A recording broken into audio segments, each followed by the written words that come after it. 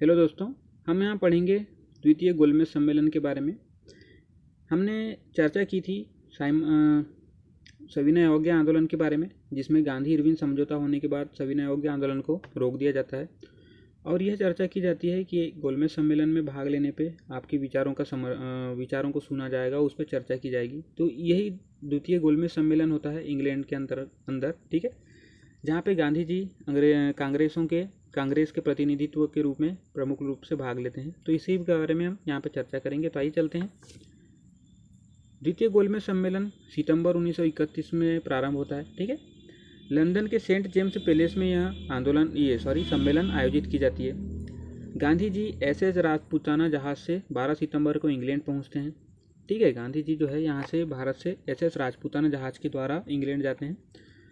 Viceroy के आमंत्रण पर मदन मोहन मालवीय जी और सरोजनी नायडू जी भी इंग्लैंड इस द्वितीय गोलमेज सम्मेलन में भाग लेने के लिए पहुंचे। अधिवेशन में संघीय ढांचा समिति व अल्पसंख्यक हित रक्षा समिति की बनाई जाती है, जिसमें गांधी जी को सदस्य बनाया जाता है, ठीक है। यहाँ पे चूंकि इससे पहले भी जो प्रथम गोलमेज सम्मेलन हुआ था, वहाँ भी एक प्रकार से भारत में संघीय स्थापना के लिए बात की गई थी, वहाँ का भी प्रमुख मुद्दा यही था। और यहाँ पे दूसरी बात, अल्पसंख्यकों के हित की रक्षा के लिए समिति बनाई गई, ठीक है। तो यहाँ पे कहीं ना कहीं पे अंग्रेज़ों की फूट डालो और राज करो की नीति सामने उभर के आती है, क्योंकि भारत में विभिन्न प्रकार के धार्मिक समुदाय यहाँ पे निवास करते हैं। तो उनके बीच में फूट डालने के लिए अल्पसंख्यक हित रक्षा समिति अंग्रेज़ों के द्वारा ही बनाई जाती है। और यहाँ पे एक हिसाब से देखें तो सांप्रदायिकता का बीजारोपण भी किया गया, ठीक है। यहीं पर डॉक्टर आम्बेडकर जी के द्वारा अनुसूचित जातियों हेतु पृथक निर्वाचन मंडल की मांग भी की जाती है। जैसे ही यहाँ अंग्रेज़ों के द्वारा अल्पसंख्यक हित रक्षा समिति बनाई गई, तो एक एक करके विभिन्न प्रकार के जो जाति धर्म संप्रदाय के लोग यहाँ पे निवास करते हैं भारत में, तो इनके द्वारा एक एक करके अपने पृथक निर्वाचक मंडल की मांग उठाई जाती है, ठीक है। यहाँ पे लेकिन अगर चर्चा देखें मुख्य रूप से द्वितीय गोलमेज सम्मेलन में, तो संघीय न्यायालय और केंद्र में द्वैत शासन की स्थापना की यहाँ पे प्रमुख रूप से चर्चा की जाती है। यहाँ पे गांधी जी को चूंकि बोला गया था गांधी इरविन समझौता में कि आपके विचारों पर चर्चा की जाएगी, परंतु यहाँ पे कांग्रेस के या गांधी जी के विचारों पे कोई ज़्यादातर चर्चा नहीं की जाती है।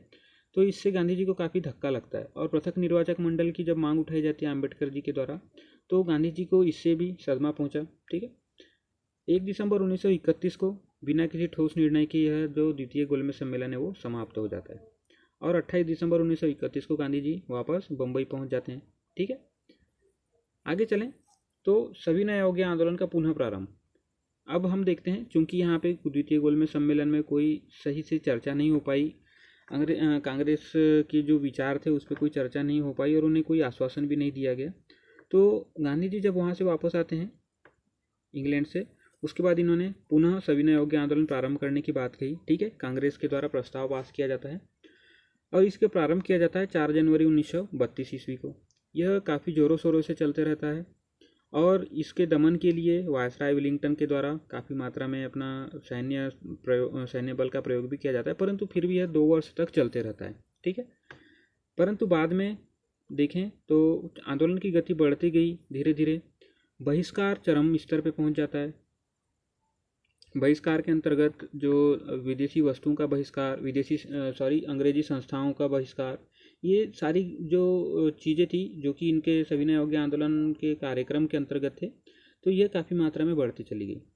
परंतु आगे चल के 7 अप्रैल 1934 को गांधी जी ने देखा कि लोगों में उत्साह की कमी हो रही है और यह आंदोलन अगर इसी प्रकार चलता रहा तो आगे जाके यह असफल आंदोलन सिद्ध होगा। तो इसीलिए लोगों में उत्साह की कमी देखकर गांधी जी के द्वारा इसे वापस ले लिया जाता है, ठीक है। तो इस प्रकार से सविनय अवज्ञा आंदोलन जो पुनः प्रारंभ हुआ वो यहाँ पे समाप्त हो जाता है। तो ठीक है दोस्तों, देखते हैं, हमने द्वितीय गोलमेज सम्मेलन के बारे में चर्चा की और सविनय अवज्ञा आंदोलन के पुनः प्रारंभ के बारे में और उसके समाप्ति के बारे में हमने यहाँ पे डिटेल से चर्चा की। तो ठीक है दोस्तों, अगर आपको जानकारी पसंद आती है तो इसे शेयर कीजिए। धन्यवाद।